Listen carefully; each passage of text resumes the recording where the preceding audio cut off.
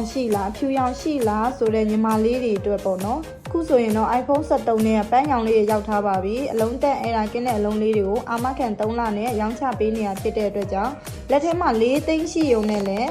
ဝယ်ယူအားပေးနိုင်ပါတယ်ဒီလိုမျိုး iPhone ပန်းသီးလေးတွေပေါ့နော်ဒီကောင်လေးတွေဆိုလို့ရှိရင်4သိန်းဝန်းကျင်လောက်နဲ့အရေးကြဝယ်ယူအားပေးနိုင်ပါတယ်အမုံတို့စီမှာအရေးကြလည်းရပါတယ်လက်ငင်းလာရောက်အားပေးခြင်းနဲ့ချစ်ရကကလေးတွေလည်းဆိုင်အမှန်နဲ့လဲတန်းစိမ့်ငိမ့်နှစ်လန်းနဲ့3လန်းကြားမှာရှိတယ်အင်းစိန်လန်းမှာပေါ်ကဆိုင်လေးမှာလာရောက်အားပေးလို့လည်းရပါတယ်ရှင်တခြားနီးစပ်ရာဆိုင်ခွဲလေးမှာလည်းအားပေးနိုင်ပါတယ်အသေးစိတ်မေးမြန်းစုံစမ်းနေတာလေးရှိရင်39ခွန်း7335ကိုဆက်သွယ်မေးမြန်းလို့ရပါတယ်ဒါလေးကတော့73လေးတွေမရောက်ခင်တော့ပစ္စည်းပြတ်သွားလိုက်တော့ပေါ့နော်ညီမလေးတွေမေးထားတဲ့73ပန်းရောင်ဖြူရောင်လေးတွေလုံးဝကိုရောင်းခဲ့ရတဲ့အလောင်လေးတွေဒီဟာလေးအခုပစ္စည်းလေးပြန်ရောက်ထားပါတယ်ဆိုတဲ့အကြောင်းလေးသတင်းတောင်းလေးပါလိုက်ကြတယ်အဲ့တော့လက်ထက်မှာ4-5သိန်းရှိုံနဲ့ဒီလိုမျိုး iPhone လေးကိုဝယ်ကြိုင်မယ်ဆိုရင်တော့ထာဝရအောင်သာအပြေးလေးလာခဲ့ဖို့ဖိတ်ခေါ်ပါတယ်